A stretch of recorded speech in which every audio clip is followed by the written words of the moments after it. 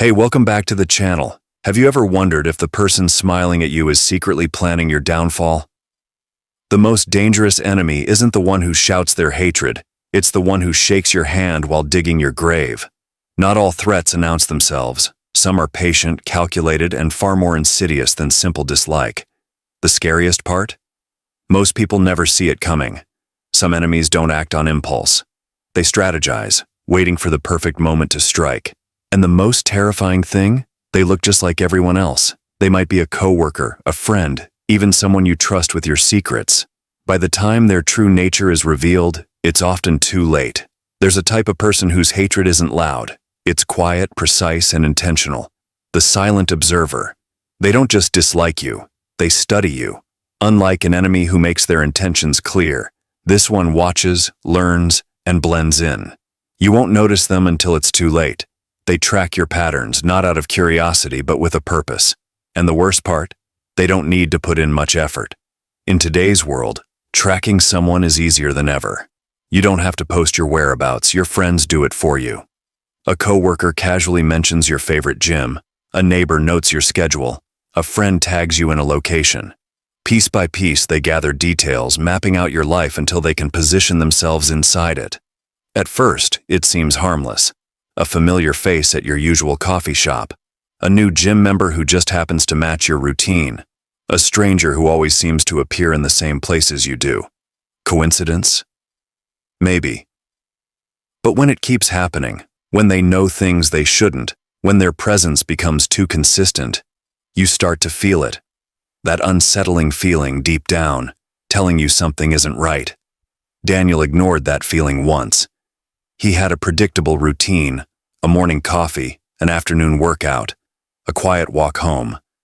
Then he noticed Ryan, a quiet, polite man at his gym, never out of place. But then Ryan started showing up everywhere, the coffee shop, the grocery store, even near his home, always just within sight. Until one night, Daniel saw him waiting on the opposite sidewalk, watching, and suddenly it all made sense. The silent observer doesn't act impulsively. They wait. They learn.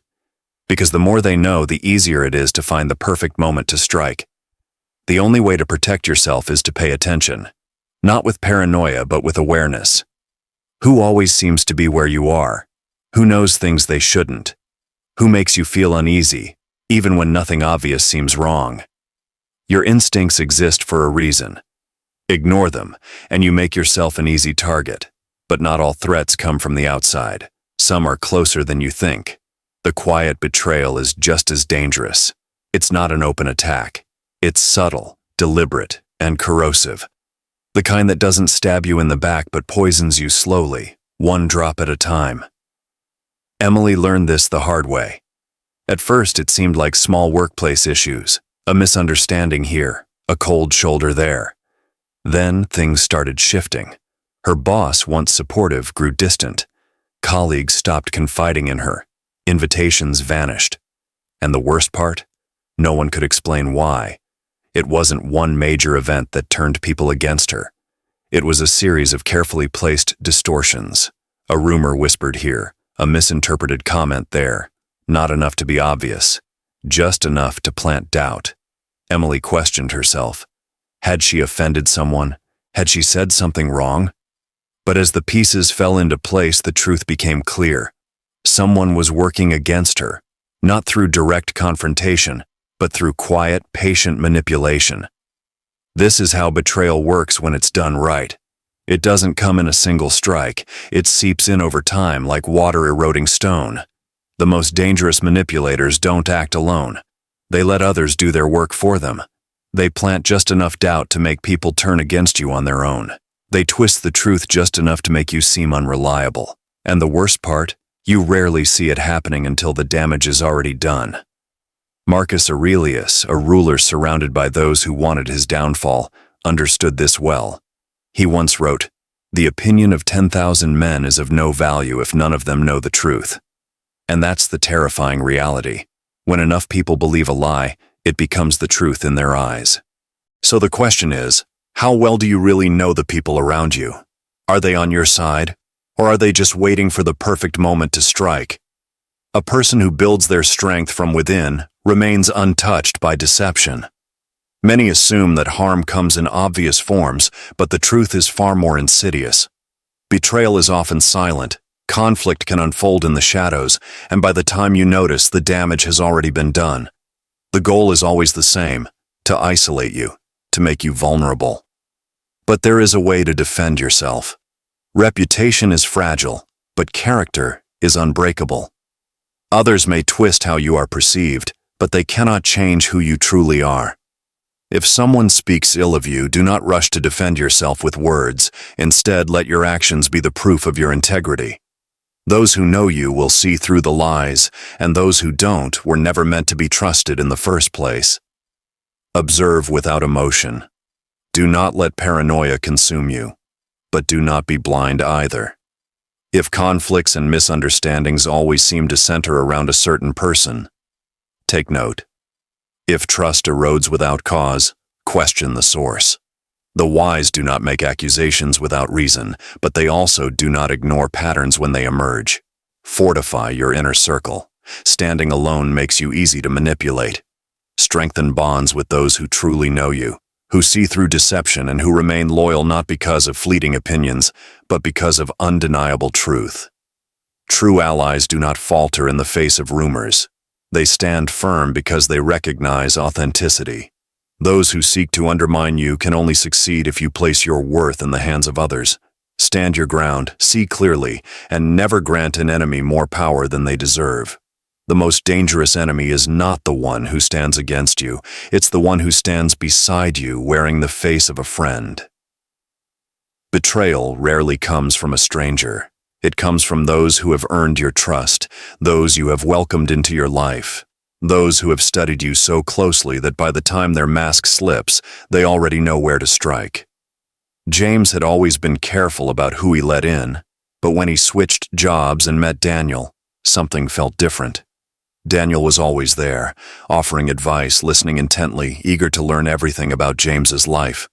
Within months, Daniel knew his routines, his dreams, his struggles. He even became close to James's family, earning their trust as well. Then, things began to change. A personal project James had been working on was suddenly taken over by someone else. Private details he had only shared with Daniel were being used against him in the office.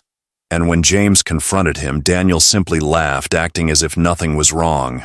This is what makes false friends so dangerous. They do not challenge you outright. They do not threaten. Instead, they embed themselves into your world, gaining your trust until they have the access they need. And once they do, they turn that trust into a weapon. Beware of those who are too eager to stand by your side. A true friend earns trust over time through actions, not words. A false friend rushes the process, breaking down your defenses before you even realize you need them. Pay attention to those who take an unusual interest in your life. Those who go from distant to over-involved, who encourage your doubts and fears while claiming to be your greatest supporter. A real friend wants the best for you. A false friend wants access, because access is power, and in the wrong hands, power is dangerous. History is filled with betrayals that followed this exact pattern. Julius Caesar never expected Brutus, someone he trusted deeply, to stand among his assassins. But prosperity does not make one safe. It makes one a target. The more you have, whether it be success, peace of mind, or even just stability, the more some will seek to take it from you. And the easiest way to do that is not through force, but through deception. To protect yourself first, be aware. Notice sudden shifts in how people treat you. If someone is too eager to befriend you, too insistent on knowing your every thought, ask yourself why. Second, be patient. Real friendships develop over time, but a false friend moves quickly because their goal is not connection, it is control. And finally, protect your inner world. Not everyone deserves to know your plans, your fears, your vulnerabilities. The more you reveal, the more power you give others to use against you. Choose carefully, because the greatest threat is rarely from those who oppose you. It is from those close enough to whisper in your ear while holding a knife behind their back. No one descends into treachery overnight. Just as the sky darkens before a storm, true malice reveals itself in small ways long before the final betrayal. Those with ill intentions rarely strike outright. They test, they escalate, they observe. And if you fail to recognize the signs, you won't see the danger until it's too late. You never truly see the danger coming until it's already too late. Take Nathan, for example. He always dismissed his coworker Eric's dark humor, the way he casually joked about hurting people, about how easy it would be to make someone disappear without a trace. It was always said with a laugh, making it seem harmless. But then the atmosphere began to shift. Eric started getting too close, blocking doorways, brushing against Nathan with just a little too much force. What began as an occasional bump turned into something more deliberate.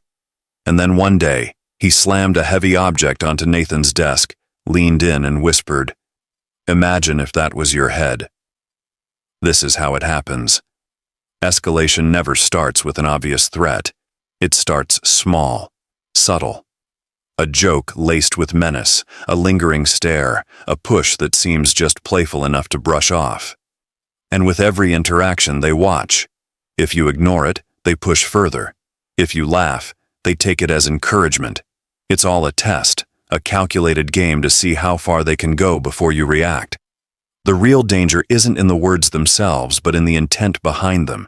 True strength is not pretending danger doesn't exist. It's recognizing it for what it is and deciding how to respond. Marcus Aurelius once said, "The obstacle in the path becomes the path." Avoiding confrontation doesn't remove the threat. It only emboldens it. The first step is to acknowledge what's happening. When someone repeatedly makes violent remarks, invades your space, or subtly exerts control, it's never just harmless behavior. It's a pattern. The second step is setting boundaries. Not through fear, but with unwavering clarity. A firm response, a refusal to engage, a clear line drawn in the sand. These small actions disrupt their game.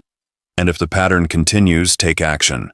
Document the behavior, seek support, and if necessary, remove yourself entirely. Seneca once warned that a sword never kills on its own. It is merely the hand that wields it. Violence doesn't appear out of nowhere. It builds. And the sooner you recognize the signs, the more control you have over the outcome. But not all threats are loud. Some are quiet, patient, and infinitely more dangerous. The ones you should fear most aren't those who lash out in anger. They're the ones who wait. The ones who study you. The ones who plan. Ethan had always trusted his instincts. He could sense hostility, pick up on deception, and had avoided trouble more than once because of it. But he never saw Daniel coming. Daniel, the coworker who was always there, always supportive, always reliable. Over the years, Ethan confided in him, his career aspirations, financial worries, personal struggles. He thought he was talking to a friend. What he didn't realize was that Daniel wasn't listening out of concern. He was collecting information. Then, seemingly out of nowhere, things started to unravel. A promotion Ethan had been expecting went to someone else. Office gossip suddenly centered around private details only Daniel had known. His stability, his career, his reputation, all began to collapse. And by the time he realized what was happening, it was already too late. This is the patient enemy. They do not act on impulse. They do not give you obvious warning signs. Instead, they use time as a weapon. They make themselves indispensable, gaining your trust, learning your vulnerabilities. And when the moment is right, they strike. Not with force, but with precision. The most dangerous threats aren't the ones that come at you head on. They're the ones that stand beside you wearing the mask of a friend. So how do you protect yourself? Start by being mindful of those who show an unusual interest in your life. Not everyone who asks about your future is a threat, but if someone seems too invested, take note. Never reveal more than necessary. The Stoics believed in self-sufficiency. Trust in your own judgment before placing blind faith in someone else. And most importantly, trust actions over words. A real friend proves themselves through consistency. A hidden enemy waits for the moment you let your guard down. If any of this feels familiar, don't ignore it. You're not dealing with petty jealousy or workplace politics. You're dealing with a calculated threat.